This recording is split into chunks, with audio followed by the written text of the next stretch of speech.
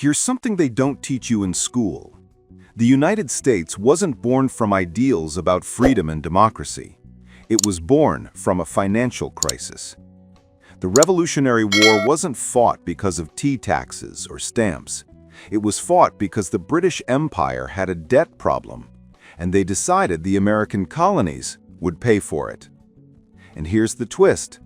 After winning independence, the new United States immediately faced the exact same problem. The country was drowning in debt, the currency was worthless, and the states were on the verge of economic collapse. The Constitution itself, the document we celebrate as the foundation of American democracy, was actually a financial restructuring plan, a bailout, a way to consolidate debts and create a system that could tax and borrow. This is the story of how America was really founded, not in Philadelphia's Independence Hall, but in the counting houses of merchants, the war rooms of financiers, and the backroom deals of men who understood that nations run on money, not principles. The financial origins of the United States, and why everything you thought you knew about the Founding Fathers is incomplete without understanding the economics. To understand why America exists, you need to understand Britain's financial situation in 1763. Britain had just won the 7 Years' War, what Americans call the French and Indian War. They defeated France and gained control of massive territories in North America, India, and the Caribbean. The British Empire was at its peak. But there was a problem. The war had cost a fortune. Britain's national debt had doubled from £75 million to £133 million, roughly $30 billion in today's money. And servicing that debt was consuming half the government's annual budget. So the British government looked at their empire and asked a simple question. Who's going to pay for this? The answer? The American colonies. Britain's logic seemed reasonable to them. We just fought a war to protect you from the French. We're maintaining an army in North America for your defense. You should help pay for it. So they started imposing taxes. The Sugar Act in 1764, the Stamp Act in 1765, the Townshend Acts in 1767. These weren't massive taxes. We're talking about a few pence per pound of tea, stamps on legal documents, duties on imports. But here's what made the colonists furious. They'd been governing themselves financially for over a century. They had their own colonial legislatures that controlled taxation and spending. And now Parliament, where the colonies had no representation, was imposing taxes directly. No taxation without representation wasn't just a catchy slogan. It was a fundamental economic grievance. The colonists weren't opposed to taxes in principle. They were opposed to an external authority controlling their economy without their consent. And there was something deeper going on. The British were also restricting colonial trade through the Navigation Acts, forcing colonies to trade only with Britain, banning certain manufacturing, controlling currency. The colonies were being turned into an extraction economy designed to enrich Britain. By 1775, the economic grievances had reached a breaking point. When you read the Declaration of Independence, yes, it talks about life, liberty, and the pursuit of happiness, but it also lists specific economic complaints for cutting off our trade with all parts of the world, for imposing taxes on us without our consent, for depriving us, in many cases, of the benefits of trial by jury. The American Revolution was, at its core, a war over who controlled the colonial economy, and it was about to create a financial nightmare that would nearly destroy the country before it even began. Here's the problem the Continental Congress faced in 1775. How do you fight the most powerful military in the world when you have no money? The colonies had no central government, no ability to tax, no treasury, no credit. Each colony was essentially independent, with its own interests and its own currency. So they did what broke governments always do. They printed money. In 1775, the Continental Congress began issuing Continentals, paper currency backed by nothing except the promise that someday, somehow, the government would redeem them. They printed $2 million in 1775, then $19 million in 1776, then $13 million in 1777. By the end of the war, they'd printed over $200 million. The result was catastrophic inflation. Continental currency became worthless. The phrase, "not worth a continental," entered the American vocabulary. By 1781, it took $168 in continental dollars to buy what $1 had bought in 1775. Soldiers were paid in worthless paper. Supplies were purchased with worthless paper. The economy was collapsing even as the war was being fought. So how did the revolution actually get funded? First, foreign loans. Benjamin Franklin went to France and negotiated loans and grants worth about $6 million, roughly $200 million today. Spain and the Netherlands also provided support. Without French money, the revolution would have failed. Second, domestic loans. The government issued bonds, begging Americans to buy them. Robert Morris, a Philadelphia merchant who became superintendent of finance, used his personal credit to keep the army supplied. He literally bought supplies with his own money and IOUs. Third, requisitions from the states. The Continental Congress would beg each state to contribute money, supplies, and troops. Some states complied, many didn't. There was no enforcement mechanism. Fourth, confiscation. Loyalist property was seized and sold. It wasn't enough, but it helped. By 1781, when Washington's army finally defeated the British at Yorktown, the United States had technically won independence, but financially, the country was a disaster. The war had cost about $114 million in 1880s dollars. The continental currency was worthless. The government owed millions to France, Spain, the Netherlands, and domestic creditors. State governments had their own separate debts. Soldiers who'd fought for years hadn't been paid. And here's the critical part. Under the Articles of Confederation, the first American government structure, there was no way to fix this.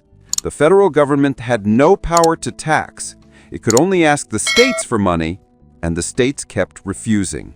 This wasn't a country. It was 13 separate entities drowning in debt with no mechanism to solve the problem. By the mid-1880s, the United States was on the verge of collapse, and the trigger was debt. Here's what was happening. Soldiers returning from the war had been paid in near-worthless continental currency or promissory notes. Many sold these notes to speculators for pennies on the dollar just to survive. Meanwhile, state governments were trying to pay off their war debts by raising taxes. In Massachusetts, the situation exploded. The state government, controlled by wealthy coastal merchants, imposed heavy taxes payable in hard currency, gold or silver, which farmers in western Massachusetts didn't have. When farmers couldn't pay, the courts began foreclosing on their farms. In 1786, a farmer and Revolutionary War veteran named Daniel Shays led an armed rebellion, Shays Rebellion. Hundreds of farmers attacked courthouses to prevent foreclosures and shut down debt collection. The Massachusetts militia eventually crushed the rebellion, but the message was clear. The economic system was breaking down. People who'd fought for independence were losing their farms to debt collectors, and the federal government was powerless to stop it. This terrified the wealthy elites, the merchants, landowners, and creditors who held most of the nation's wealth. They realized the Articles of Confederation had to go. They needed a government strong enough to enforce debt collection, maintain order, and stabilize the economy. So, in May 1787, delegates met in Philadelphia supposedly to revise the Articles of Confederation. Instead, they wrote an entirely new constitution. And if you read the Constitution with fresh eyes, you'll notice something. It's primarily about economics.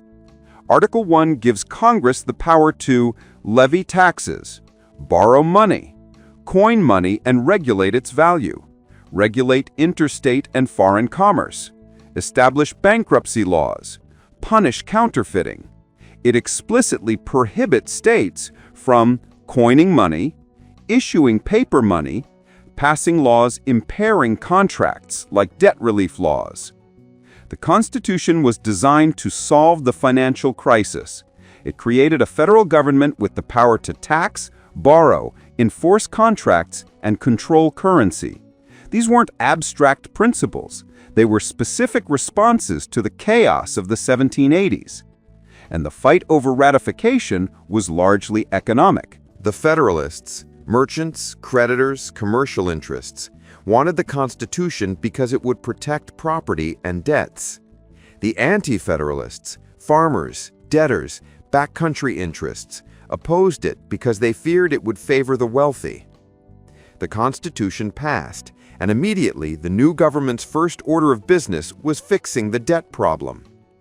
In 1789, George Washington became the first president, and he appointed Alexander Hamilton as the first Secretary of the Treasury.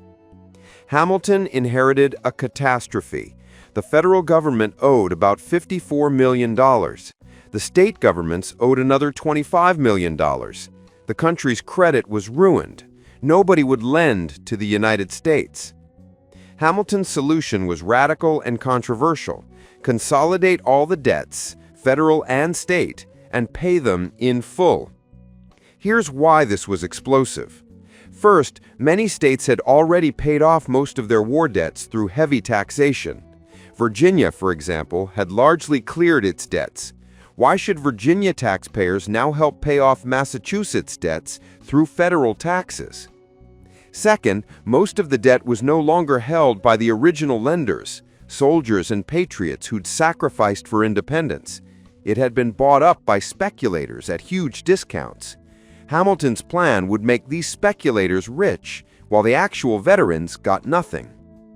Thomas Jefferson and James Madison opposed the plan as unfair and corrupt. But Hamilton had a different view. This isn't about fairness, it's about credit. If the United States wanted to borrow money in the future, to fight wars, build infrastructure, grow the economy, it needed a reputation for paying its debts. Every dollar we paid now was an investment in future credibility. Hamilton also understood something deeper. Debt creates loyalty. If wealthy Americans and foreign investors held U.S. government bonds, they had a financial interest in the government's success. They'd support policies that strengthen federal power and economic stability. After months of political maneuvering, including the famous dinner table bargain, where Hamilton traded placing the capital on the Potomac River for Southern votes on his debt plan, Hamilton got his way. The federal government assumed all debts. Hamilton created the first Bank of the United States, a central bank modeled on the Bank of England, to manage government finances and currency. He established the U.S. Mint to create a stable currency. He imposed tariffs and excise taxes, like the infamous whiskey tax, to generate revenue. Within a few years, U.S. government bonds were trading at face value in European markets. The country's credit was restored. America could borrow again. Hamilton had turned financial disaster into the foundation of a functioning nation-state. But he'd also created something controversial. A financial system that favored creditors over debtors, commercial interests over agricultural interests, and federal power over state sovereignty. The fight over Hamilton's system would dominate American politics for the next 40 years. But his core insight was correct. Nations are built on credit, not ideals. So what's the lesson here? Why does understanding America's financial origins matter? Because it reveals something fundamental. Nations exist to manage money. We like to tell ourselves that countries are built on shared values, common identity, or democratic ideals. And those things matter, but underneath, Every nation-state is a financial organization, a mechanism for taxing, borrowing, spending, enforcing contracts, and controlling currency. These aren't optional features, they're what makes a nation a nation. And this is why debt is so central to American history. The Revolution was fought over economic control. The Constitution was written to solve a debt crisis. The early republic's politics were dominated by fights over money and banks. The Civil War was as much about economic systems, industrial capitalism versus agricultural slavery, as it was about moral principles. Understanding this doesn't diminish America's founding, it makes it more honest. The founders weren't just philosophers debating abstract ideals.